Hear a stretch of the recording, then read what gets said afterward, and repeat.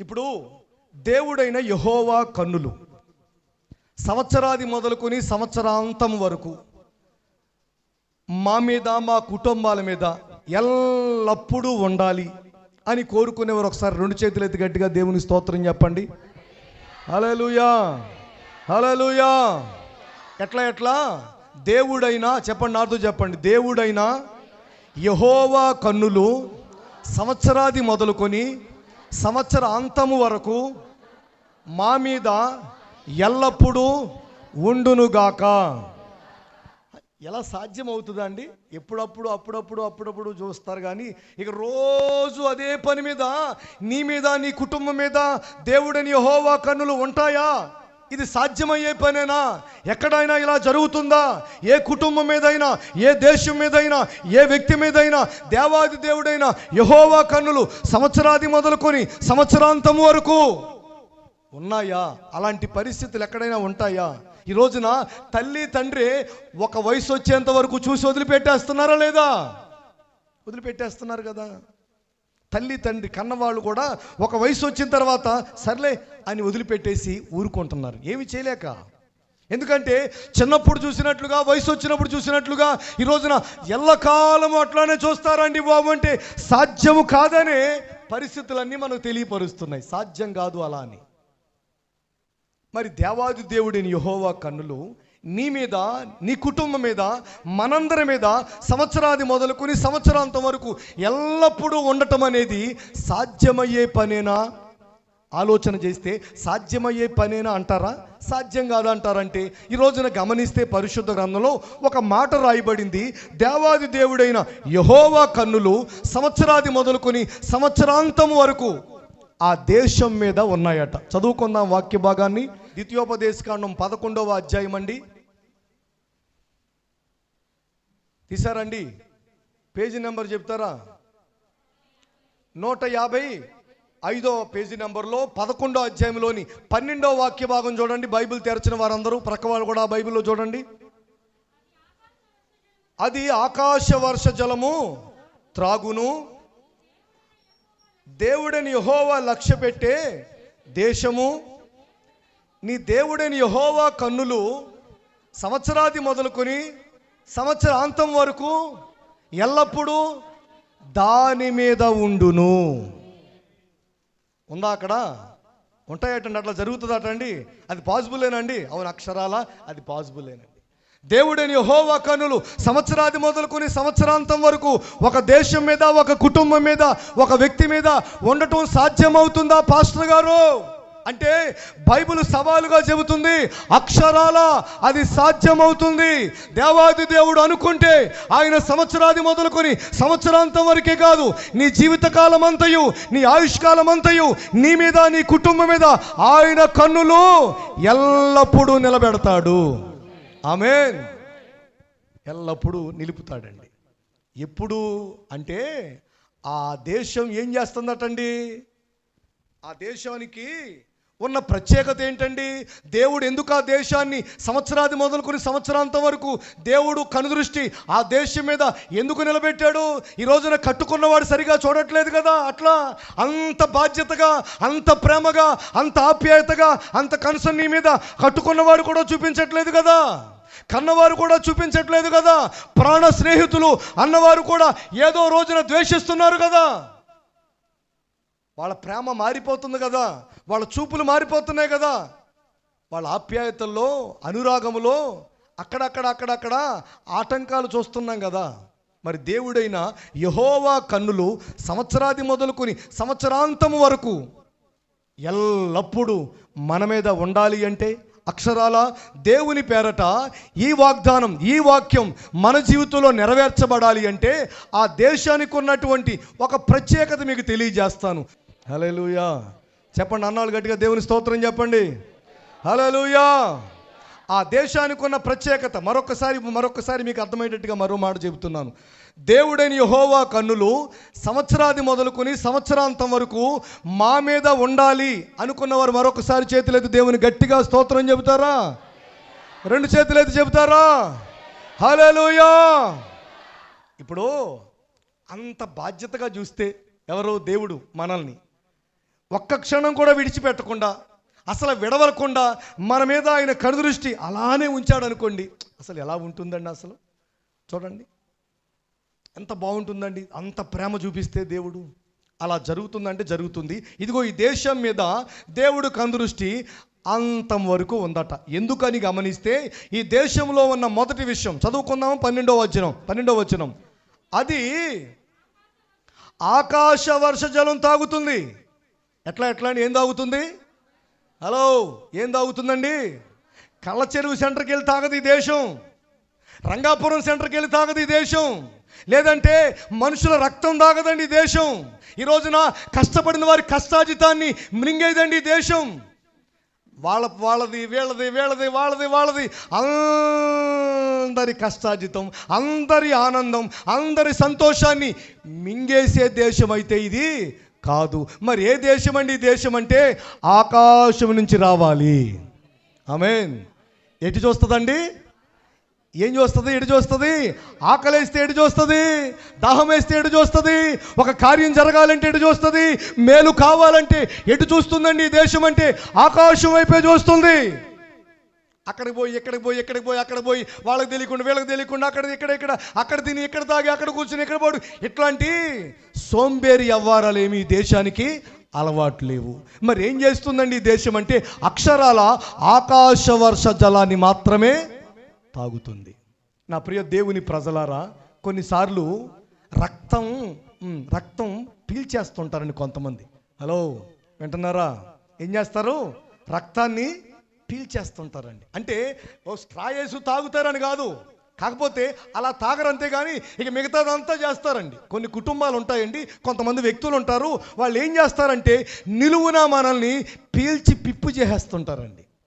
బాగా గమనించండి, ఈ వర్షాలన్నీ లోతుగా ఇంటికి వెళ్ళిన తర్వాత అర్థమవుతాయి మీకు అవన్నీ కూడా. నిలువున ఏం చేస్తారు? మనల్ని పీల్చి పిప్పు చేసి పడేస్తారు కొంతమంది. ఈ రోజున మేము చాలా కష్టపడి పండించాం, మంచి రేట్లు లేదే. ఈ రోజున మిగతా వాటికి చాలా రేట్లు పెడుతున్నారు. ఎవరి కార్యక్రమానికి వాళ్ళు రేటు పెట్టుకుంటున్నారు. పండించిన ధాన్యానికి రేటు పెట్టుకునే హక్కు మాకు లేదు అని రైతులు ప్రభుత్వాల మీద ఉద్యమాలు చేస్తున్నారా లేదా? చేస్తున్నారు కదా. అంటే ప్రభుత్వాలు ఏం చేస్తున్నాయండి అంటే రైతుల కష్టాన్ని దోచుకునే ప్రభుత్వాలు ఉన్నాయి. ఈ రోజున కరువు పని ఇంకొక పని ప్రజలు కష్టపడుతుంటే ఆ డబ్బులు దోచుకునే వాళ్ళు ఉన్నారు. ఇలా ఆలోచన చేస్తే ఈ దేశంలో గనులు ఉన్నాయి, ఈ దేశంలో మైనింగ్ ఉంది, ఈ దేశంలో ఇంధన వనరులు ఉన్నాయి అని పసిగట్టిన వారు ఆ దేశాల స్థలాలను కూడా ఆక్రమించుకునేవారు ఉన్నారు. ఈ రోజున గమనించుకుంటూ పోతే, ఆలోచిస్తూ పోతే, వివరించుకుంటూ పోతే అనేక మంది ఈ రోజున వారి కుటుంబం సంగతి ప్రక్కన పెట్టి ఎదుటివారి కుటుంబంలో ఉన్న సంతోషాన్ని, ఎదుటివారి కుటుంబంలో ఉన్న ఆనందాన్ని, ఎదుటివారికి రావాల్సిన రాబడిని, ఎదుటివారు పొందాల్సిన ఆదాయాన్ని పొంది తాగి మింగి ఈ రోజున అనేక మంది వ్యక్తులు మనం చూస్తున్నాం. బైబిల్ చెబుతుంది ఈ దేశం ఏం చేస్తుందంటే ఆకాశ వర్ష జలం తాగుతుంది. ఆమేన్. నా ప్రియ దేవుని ప్రజలారా, దేవుడని యెహోవా కన్నులు సంవత్సరాది మొదలుకొని సంవత్సరాంతం వరకు నీ మీద నీ కుటుంబం మీద ఉండాలి అంటే నీ చూపెట్టు ఉండాలా? చెప్పండి నోరు తెరిచి ఎటు ఉండాలి? నీ కనుదృష్టి ఎటు ఉండాలి? నీ చేతులు ఎత్తెత్తాలి అంటే ఆకాశం వైపు చేతులెత్తాలి. ఆ జలము కొరకు అక్కడి నుంచి కార్యం రావాలని, అక్కడి నుంచి మేలు జరగాలని, ఆహారమైనా దప్పికైనా మేలైనా ఆశీర్వాదమైన అక్కడి నుండి దిగి రావాలని నీ చేతులు ఆకాశం వైపు చూడాలి. ఆమేన్. ఇదిగో ఈ దేశం ఈ రోజున నదుల వైపు, కాలువల వైపు, బురద కాలువల వైపు, లేదంటే పిల్ల కాలువల వైపు. పిల్ల కాలువలు ఉంటాయి ఉండవా? ఉంటాయి. పిల్ల కాలువలు ఉంటాయి, పెద్ద కాలువలు ఉంటాయి, వయసు అయిపోయిన కాలువలు ఉంటాయి, వయసులో ఉన్న కాలువలు ఉంటాయి. ఇట్లాంటి వ్యవహారాలు పెట్టుకోదండి ఈ దేశం. చూస్తే అదిగో ఆకాశం వైపే చూస్తుంది. దేవునికి స్తోత్రం కలుగును గాక. హల్లెలూయా. నా దేవుని పేరట ప్రియ పెద్దలారా, చిన్నలారా, మీ వ్యక్తిగత జీవితాల్లో ఏ కార్యం జరగాలి అన్నా, ఏ మేలు పొందుకోవాలి అన్నా ఈ దినం లేఖన భాగాలు చెబుతున్నట్లుగా సంవత్సరాది మొదలుకొని సంవత్సరాంతం వరకు నా దేవుడైన యెహోవా కన్నులు అక్షరాల నీ మీద ఎల్లప్పుడూ ఉండునట్లుగా నీవు చేయాల్సిన పని ఏమిటంటే ఆకాశ వర్ష జలం కొరకు ఎదురు చూడాలి. ఆమేన్. హల్లెలూయా. ఆకాశ వర్ష జలం కొరకు. ఇప్పుడు ఎందుకండి ఆకాశ వర్ష జలం ఏం చేస్తుందండి పాస్టర్ గారు? ఆకాశ వర్షం మన జీవితాలకు ఉపయోగం అంటారా? మనకి బోధులు ఉన్నాయి, చెరువులు ఉన్నాయి, ఏమున్నాయి? చెరువులు ఉన్నాయి, కల్లేపల్లి చెరువు ఉంది, పెద్ద చెరువు ఉంది, నేను అంతకాలేదు బూడిద గుంట కూడా ఉందండి. యాంటకండి ఇవన్నీ ఆకాశ వర్ష జలం అది ఇది అంటున్నారు, యాంటని టైం అవుతుంటే అనుకుంటున్నారేమో. ఆకాశ వర్ష జలం వల్ల ప్రయోజనం ఏమిటో తెలిస్తే అక్షరాల మీరు అటే చూస్తారు. చెబుతా వినండి జాగ్రత్తగా. ఆకాశ వర్ష జలం వల్ల ప్రయోజనం ఏంటంటే, ఓసారి మనం అందరం ఇప్పుడు నోవాహు గారి దగ్గరికి వెళదాం. ఎవరి దగ్గరికి? నోవాహు గారు ఎవరు? మన ఇదిలో ఉండే మన ఇళ్ళలో ఉండే మన ఇంటి పేరులో ఉండే నోవాహు గారు కాదు ఆయన. ఎక్కడికి వెళ్ళాలి ఇప్పుడు? ఆది కాండంలోనికి పోతే, బైబిల్ తీయద్దు మీరు వినండి జాగ్రత్తగా ప్రశాంతంగా. నేను ప్రక్కన పెట్టాను కదా, కాస్త ప్రశాంతంగా మీకు వివరిస్తాను కొద్దిసేపే. నోవాహు గారి దగ్గరికి పోతే, నోవాహు గారు మీ కాలంలో, మీ హయాంలో అదేదో వర్షం కురిసిందట. ఏ వర్షం అది? ఆకాశం నుంచి ప్రచండమైన వర్షం కురిసిందట కదండి. ఆకాశపు తూములు విప్పబడ్డాయట కదండి. నిజమేనా అండి అంటే ఆయన అంటాడు, అక్షరాల నిజమేనండి. ఆకాశం నుంచి దేవుడు 40 రాత్రింబగళ్ళు ప్రచండమైన వర్షం కురిసింది, ఆకాశపు తూములు విప్పబడ్డాయండి పాస్టర్ గారు అంటాడు ఆయన. ఆసన్నకుడు సంఘస్థులారా, నిజమే, ఆకాశపు తూములు విప్పబడ్డాయి, ప్రచండమైన వర్షం కురిసింది అని చెప్తాడు. అంతేనా? ఇంకేమని చెప్తాడా? చెప్పండి. అంతే చెప్తాడు కదండి. మరి సరే, నోవాహు గారు కురిసిందండి. కురిసినప్పుడు ఏం జరిగిందండి? నోవాహు గారు ఏం జరిగిందండి? పంటలు పండాయా? మొక్కలు మొలిసాయా? పిల్లలు ఆడుకున్నారా? పడవలు చేసి కాగితం పడవలు అందులో పెట్టారా? ఏం జరిగిందండి అంటే ఆయన ఒకే ఒక మాట చెబుతాడు. ఆకాశం నుంచి వర్షం కురవడం నిజమే, 40 రాత్రింబగళ్ళు వర్షం ఏకధాటిగా కురుస్తానే ఉంది. 40 రోజుల తర్వాత ఆగింది. ఆ తర్వాత ఏం జరిగింది అంటే గనక ఏం జరిగిందంటారు అంటే, లేఖన భాగాల ద్వారా పెద్ద ఆయన చెప్పే మాట ఏంటంటే, ఆకాశ వర్ష జలం కురిసిందండి. కురిసిన తర్వాత పరిస్థితులన్నీ ఆశీర్వాదకరంగా మార్చబడ్డాయి. ఒకప్పుడు మా దేశంలో ఆకాశ వర్ష జలం లేదు. ఎప్పుడైతే దేవుడు ఆకాశపు తూములు విప్పాడో, ఆ విప్పిన తర్వాత ఆకాశ వర్ష జలం కురిసిన తర్వాత మా దేశంలో అవిధేయత తొలగిపోయింది, అశ్రద్ధ తొలగిపోయింది, నిర్లక్ష్యం తొలగిపోయింది, తలపొగరు మాటలు తొలగిపోయాయి. మొత్తం మీద చెప్పాలి అంటే ఒక్క మాటలో మా దేశము శుద్ధీకరించబడింది. ఆమేన్. ఆ రోజున దేశం ఏమైందండి? వెర్రవీగిన వాళ్ళు, విచ్చలవిడిగా ప్రవర్తించిన వాళ్ళు, వెర్రి వేషాలు వేసిన వాళ్ళు, వెర్రి చూపులు చూసిన వాళ్ళు, వెకిలి నవ్వులు నవ్విన వాళ్ళు, కాళ్ళు ఇట్లా అన్నవాళ్ళు, చేతులు ఇట్లా అన్నవాళ్ళు, కళ్ళు సైగలు చేసిన వాళ్ళు, ఇలాంతా ఉన్నారా? లేరు కదండి. ఏమైపోయిందండి దేశం అంటే? పరిశుద్ధపరచబడింది. ఇంకా ఒక్క మాటలో చెప్పాలి అంటే దేశమంతా పాతవి గతించి నూతన పరచబడింది. చప్పట్లు కొడదాం గట్టిగా ఒకసారి. హల్లెలూయా, హల్లెలూయా. ఈ 2021 సంవత్సరం గతించిపోయింది. ఈ 2022 సంవత్సరంలో నా దేవుని కన్నులు నీ మీద ఎల్లప్పుడూ ఉండాలి అంటే నీవేమవ్వాలో తెలుసా? ఈ రోజున క్యాలెండర్ మార్చబడడం కాదు, టైం మారడం కాదు, తారీఖు మారడం కాదు. నీ వ్యక్తిగత జీవితంలో, నీ హృదయపు సంబంధమైన ఆలోచనలో ఓ నూతనమైన అనుభవం చోటు చేసుకోవాలి. ఆమేన్. నీ హృదయం నూతన పరచబడాలి, నీ ఆలోచన నూతన పరచబడాలి, నీ నడక నూతన పరచబడాలి. అన్ని కోణాలలో కూడా నీ జీవితం నూతన పరచబడి శుద్ధీకరించబడితే అది దేవుడు చూసి సంతోషిస్తాడు. ఆకాశ వర్ష జలం ఏం చేస్తుంది అంటే, అదిగో నోవాహు గారి కాలంలో దేశాన్ని ఏం చేసింది? పరిశుభ్రపరిచింది, అవిధేయతను మట్టు పెట్టేసింది. దేవుని నామం పేరట ఇంకా గమనిస్తే నిర్లక్ష్యాన్ని, ఇంకా గమనిస్తే అశ్రద్ధను, ఇంకా గమనిస్తే అన్ని రకాల చెడును ఆ ఆకాశ వర్ష జలం మట్టి పెట్టేసింది, జల సమాధి చేసింది. ఇప్పుడు ఏం తాగాలని కోరుకుంటున్నాం మనం? ఆకాశ వర్ష జలం. ఆకాశ వర్ష జలం ఏం చేస్తుంది అంటే లేఖన భాగాలు చెబుతున్నాయి, మన హృదయపు అంతరంగాన్ని ఏం చేస్తుందంటే శుద్ధీకరిస్తుంది, నూతన పరుస్తుంది. అందుకని మనం ఆకాశ వర్ష జలాన్ని త్రాగాలి. ఆమేన్. హల్లెలూయా, హల్లెలూయా. మీకు మరో విషయం కూడా చెప్తాను. రెండవదిగా అదేమిటంటే, ఆకాశ వర్ష జలాన్ని త్రాగడం ద్వారా ఆ రోజున ప్రారంభ దినాల్లో ఉన్నటువంటి అవినీతి, అక్రమము, నిర్లక్ష్యము, అశ్రద్ధ, అవిధేయత ఇవన్నీ కూడా ఒక్కసారిగా అన్నీ కడిగి వేయబడ్డాయి. భూమి ఏమైపోయింది? శుద్ధీకరించబడింది. అలానే మనం ఆకాశ వర్ష జలాన్ని త్రాగుతూ ఉంటే, నా ప్రియ సోదరి సహోదరులారా, పెద్దలారా, మనం ఆకాశ వర్ష జలాన్ని ఆశిస్తూ ఉంటే, ఆకాశ వర్ష జలముతో మన దాహార్తిని తీర్చుకోవడం ప్రారంభిస్తే క్రమక్రమముగా ఆకాశ వర్ష జలం చేసే ప్రక్రియ ఎలా ఉంటుందండి బాబు అంటే, మన వ్యక్తిగత జీవితం పూర్తిగా నూతనమవుతుంది. ఆమేన్. ఒకప్పుడు అవిధేయత ఉందేమో, ఒకప్పుడు నిర్లక్ష్యం ఉందేమో, ఒకప్పుడు అశ్రద్ధ ఉందేమో, ఒకప్పుడు తల పొగరుబాట్లు ఉన్నాయేమో, ఒకప్పుడు కన్ను మిన్ను కానకుండా ప్రవర్తించిన అనుభవాలు ఉన్నాయేమో, ఒకప్పుడు ఈ రోజున ఏదేదో అర్థం పడుతుందని అయోమయపు గందరగోళంలో సాగిపోయావేమో. ఆకాశ వర్ష జలం త్రాగడం ప్రారంభిస్తే నీ జీవితం పూర్తిగా పవిత్రపరచబడుతుంది, శుద్ధీకరించబడుతుంది, నూతనమైన అనుభవాలు నీలో ప్రారంభమవుతాయి. ఆ రోజున నోవాహు గారిని అడిగితే చివరికి ఇంకో మాట చెప్పండి నోవాహు గారు అంటే, ఏముందండి, కాకిని వదిలిపెట్టాను, అది రాలేదు. ఆ తర్వాత ఒక పావురాన్ని వదిలిపెట్టాను, ఆ పావురం నోటిని చిగురించిన ఒలీవ ఆకు తీసుకొచ్చిందండి. అంతేనా చెప్తారా ఆయన? అంటే ఆకాశ వర్ష జలం ద్వారా అపవిత్రత తొలగించబడి, అవిధేయత తొలగించబడి, దేవునికి ఆయాసకరమైన పరిస్థితులు తొలగించబడి ఏమవుతుందండి జీవితం అంటే నూతనమైన చిగురు అనుగ్రహించబడుతుంది. ఆమేన్. హల్లెలూయా. క్రొత్త అనుభవాలు ప్రారంభమవుతాయి. నీ వ్యక్తిగత జీవితంలో కని విని ఎరుగనటువంటి ఆ దేవునితో, దేవుని సంఘములో, సహవాసములో నీవు నూతన పరచబడమే కాకుండా నీలో క్రొత్త చిగురు ఆరంభమవుతుంది. హల్లెలూయా, హల్లెలూయా. ఏంటండి పాస్టర్ గారు కొత్త చిగురు అంటావా?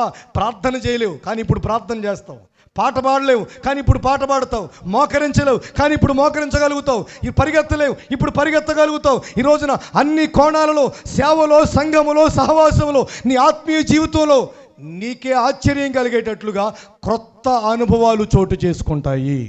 ఆమేన్. ఆ దిశగా నా దేవుడు మిమ్మల్ని బలపరుచునుగాక. హల్లెలూయా, హల్లెలూయా. సంతోషంగా దేవునికి ఇవ్వలేవు కానీ ఇప్పుడు ఇవ్వగలుగుతావు. సంతోషంగా పరిచర్య కొరకు పరిగెత్తలేవు కానీ ఇప్పుడు పరిగెత్తగలుగుతావు.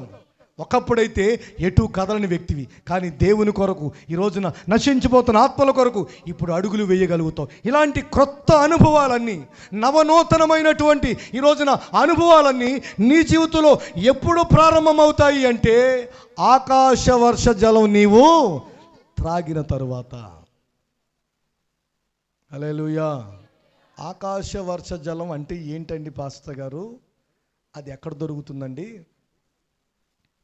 ఎలా దొరుకుతుందండి పాస్టర్ గారు అంటే మీకు అర్థమయ్యేటట్టుగా చిన్న మాట చెప్పి ముగించేస్తాను. ఆకాశ వర్ష జలము అంటే ఈ రోజున దేవాది దేవుడని యెహోవా మనకు అనుగ్రహించిన ఇదిగో ఈ పరిశుద్ధ గ్రంథం ఒక్కటే. ఆమేన్. హల్లెలూయా. ఇది ఏంటండి అంటే చాలామందికి ఏదో బైబిలు అనుకుంటున్నారు, అంటే చాలామంది ఏదో పుస్తకం అండి, ఓ గ్రంథం అని అనుకుంటున్నారు. కానీ దీని పేరేంటండి బాబు అంటే జీవజలముల ఓట. జీవజలముల ఓట. ప్రపంచం ఈ రోజున ఇలా ఉంది అంటే ఇదిగో ఈ మాటలను బట్టి. ప్రపంచంలో ఈ రోజున అత్యధిక భాషల్లో, అన్ని భాషల్లో కూడా ముద్రించబడి, అన్ని భాషల్లో కూడా చదువుకుంటున్నటువంటి ఏకైక గ్రంథము ఈ బైబిల్ ఒకటే. మిగతా గ్రంథాలు ఇంకా రకరకాల గ్రంథాలు ఉన్నాయి. ఇప్పుడు ఆ పేర్లు ఎందుకు చెప్పమంటే ఇంచుమించుగా 1 డజన్ పేర్లు చెబుతాను. ఈ రోజున అన్ని గ్రంథాలు కూడా కొన్ని భాషలకే పరిమితమైతే, కొన్ని దేశాలకే పరిమితమైతే, ప్రపంచంలో ఉన్న అన్ని దేశాల్లో కూడా ఈ బైబిల్ ఉంది. హల్లెలూయా, హల్లెలూయా. ఏంటండి బాబు అంటే ఇది ఆకాశ వర్ష జలం, దేవుడు అనుగ్రహించిన జీవజలముల ఓట, బ్రతికించే ఓట. ఇది నా వ్యక్తిగత జీవితంలో, మీ వ్యక్తిగత జీవితంలో ఈ రోజున జీవితం పరిమళించాలి అంటే, జీవితం ఆశీర్వదించబడాలి అంటే, మనలో అవిధేయత తొలగించబడాలి అంటే, నిర్లక్ష్యం పోవాలి అంటే, ఈ రోజున వ్యతిరేకమైనటువంటి అనుభవాలు, దేవునికి ఆయాసకరమైన కార్యాలు రూపుమాపబడాలి అంటే, ఓ నూతనమైన ఆత్మీయ అనుభవాలు నీలో చిగురించాలి అంటే ఇదిగో ఈ జీవజలముల ఓటను ఏం చేయాలి? దేవారాత్రము త్రాగాలి. నాకు తెలిసి నూతన సంవత్సర తొలి ఆరాధనలో ఇంతకంటే దీవెనకరమైన వాక్యం ఇంకొకటి ఉండదండి. కారణం ఏంటంటే ఇది వెలుగునిచ్చేది, ఇది నెమ్మదినిచ్చేది, ఇది క్షేమము కలిగించేది, హృదయాన్ని బలపరిచేది, ధైర్యాన్ని కలిగించేది, కృంగిన సమయంలో కూడా నూతనమైన నిరీక్షణ పుట్టించేది నా దేవుని మాటలు మాత్రమే. కనుక లేఖన భాగాల్లో రాయబడింది, దేవారాత్రము దీన్ని ధ్యానించేవాడు నీటి కాలువల యొరన నాటబడిన వాడై తన కాలమందు ఫలమిచ్చే చెట్టు వలె ఉంటాడు. కనుక ఈ రోజున తీర్మానం చేసుకోండి, రోజు కొద్దిసేపు, కనీసం రోజు కొన్ని విషయాలు చదవడానికి తీర్మానం చేసుకోండి. ఇది ఎవరైతే త్రాగుతారో, ఇది ఎవరైతే తింటారో, ఇది ఎవరైతే ధ్యానిస్తారో, ఇదే లోకమంటూ ఎవరైతే బ్రతుకుతారో, ఈ మాయలో ఎవరైతే పడతారో వారి జీవితాలు ఆశీర్వాదకరంగా మార్చబడతాయి. దేవుడైన యెహోవా కన్నులు సంవత్సరాది మొదలుకొని సంవత్సరాంతం వరకు వారి మీద ఎల్లప్పుడూ నిలుస్తాయి. ఇది ఈ పిచ్చిలో పడిపోండి, ఈ మాయలో పడిపోండి. ఆ మాయలు, వీళ్ళ మాయలు, వాళ్ళ మాయలు, వీళ్ళ మాయలు, వాళ్ళ మాటల మాయలు పడకండి. ఈ మాయలో పడిపోతే ఆ ఆనందమే వేరండి. దేవునికి స్తోత్రం కలుగును గాక. హల్లెలూయా, హల్లెలూయా. నన్ను ప్రభువు దగ్గరికి చేర్చిందే పరిశుద్ధ గ్రంథం. రాత్రి 2-3 గంటల వరకు చదువుకుంటా ఉండేవాడిని. పరీక్షలు ఉన్నాయేంట్రా, నీకు ఏమైనా బైబిల్లో పరీక్షలు రాస్తున్నావేంట్రా అని నా తోటి వాళ్ళు ఆ ప్రైవేట్ సెంటర్లో ఆ ట్యూషన్కి వెళితే అక్కడ గెగతాలు చేస్తుండేవారు, గేలి చేస్తూ ఉండేవారండి. నాకు ఈ పిచ్చి తప్ప మరో పిచ్చి లేదండి. పొలంకి వెళ్ళినా సరే, గేదెలతో పాటు వెళ్ళినా సరే, కుప్ప దగ్గరికి వెళ్ళినా సరే, కుప్ప నూరుస్తున్నా సరే, బైబిల్ పాటలు పోస్తుంది తప్పనిసరిగా నా సంచిలో. బండికి సంచి ఉంటే కొంతమంది చూసి నవ్వుకుంటుంటారు అప్పుడప్పుడు. ఇప్పుడే కాదు, చిన్నప్పటి నుంచి అలవాటే. ఓ సంచి ఉండేది, అందులో పాటల పుస్తకం ఒకటి, బైబిల్ ఒకటి ఉండేది. ఇది తప్ప వేరొక పిచ్చి అప్పుడు ఉండేది కాదు నాకు. దేవునికి స్తోత్రం. ఇదే ఆలోచనతో ఉండేవాడిని, చదువుతూనే ఉండేవాడిని. దేవుని కృపను బట్టి, ఎందుకో దేవుని దయ, దేవుని కృపావారమేమో, కనీసం బైబిల్ తెరవకుండానే మీతో ఎంతసేపు అయినా లేఖన భాగాల్లో ఉన్న విషయాలు ప్రశాంతంగా వివరించగలుగుతున్నా. ఆ రోజున చదువుకున్న దాన్ని బట్టి దేవుడిచ్చినటువంటి కృప అనుకుంటున్నాను. దేవునికి స్తోత్రం. హల్లెలూయా, హల్లెలూయా.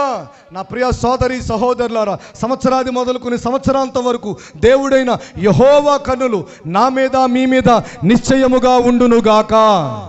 ఆమేన్, హల్లెలూయా. అందుకని మనం ఏం చేయాలి? ఏ జలాన్ని తాగాలి? ఆకాశ వర్ష జలం త్రాగాలి. ఆకాశ వర్ష జలం అంటే ఇదిగో, నువ్వు పని చేసే చోట, నువ్వు వ్యాపారం చేసే చోట, ఉద్యోగం చేసే చోట, నువ్వు ప్రయాణం చేసే చోట కూడా తప్పనిసరిగా నీ దగ్గర ఉండాల్సిన జీవజలముల ఓట ఇది. రాత్రింబగళ్ళు సమయం అనక అసమయం అనక దీన్ని ధ్యానిస్తూ ఉంటే నీవు అన్ని కోణాలలో పరిపక్వత దిశగా సాగిపోతావు. నీలో నూతనమైన చిగురు ప్రారంభమవుతుంది. ఆశీర్వాదకరంగా నీ జీవితం ఉంటుంది. నా దేవుడు నిశ్చయముగా ఆ దిశగా ఆకాశ వర్షం జలం త్రాగాలని ఆశ, ఆసక్తి మీలో నా దేవుడు పుట్టించునుగాక. ఆమేన్. అలా ఎవరైతే తీర్మానం చేసుకుంటారో, ఇక నుంచి ప్రతిరోజు ఒక 2 పేజీలైనా సరే బైబిల్ చదువుకోవడానికి తీర్మానం చేసుకోండి. రాబోయే దినాల్లో నిశ్చయంగా మీరు దేదీప్యమానమైనటువంటి భవిష్యత్తును మీ కనులారా మీ జీవితంలో మీరు చూడగలుగుతారు. మరి విశేషంగా దేవాది దేవుడైన, సర్వాధికారి అయిన, సృష్టికర్త అయిన, ప్రపంచానికి రారాజైన నా దేవుని కన్నులు మీ మీద ఎల్లప్పుడూ నిలుస్తాయి. ఆమేన్. తల వంచుదామండి, ప్రార్థనలోకి వెళదాం.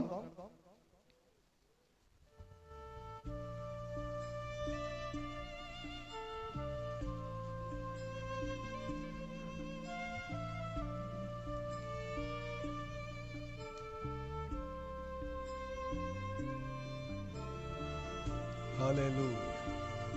ఎక్కడ వారు అక్కడే ప్రభు పాదాల చెంత మోకరించగలిగిన వారు మోకరించండి. ఆరోగ్య సమస్యలు ఉంటే మీరు కూర్చునే ప్రార్థన చేసుకోవచ్చు. నిలబడాలి అనుకుంటే నిలబడి ప్రార్థన చేసుకోవచ్చు. మీరు కూర్చున్నా, మోకరించినా, నిలబడినా నా ప్రభు నామం పేరట ప్రార్థనలో తీర్మానంతో ప్రార్థన చేసుకునే సమయం ఇది. కూర్చోరా.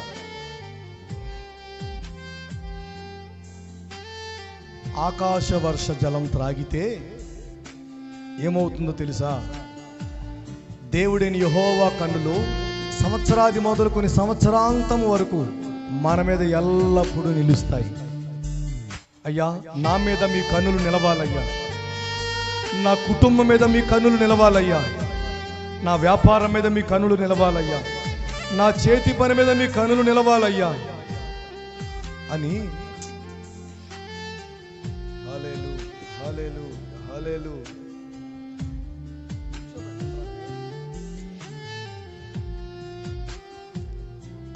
అందరూ ప్రభు పాదాల చెంత ఓ తీర్మానం చేసుకోండి. ఆకాశ వర్ష జలం అంటే పరిశుద్ధ గ్రంథమే. నా ప్రియ సోదరి సహోదరులారా, పెద్దలారా, ఏదో అనుకునేరు. పరిశుద్ధ గ్రంథాన్ని ధ్యానించండి, బైబిల్ ధ్యానించండి, బైబిల్ చదవండి. ప్రతిరోజు పరిశుద్ధ గ్రంథంతో స్నేహం చేయండి. పరిశుద్ధ గ్రంథం మాయలో పడిపోవాలి, ఆ పిచ్చిలో పడిపోవాలి.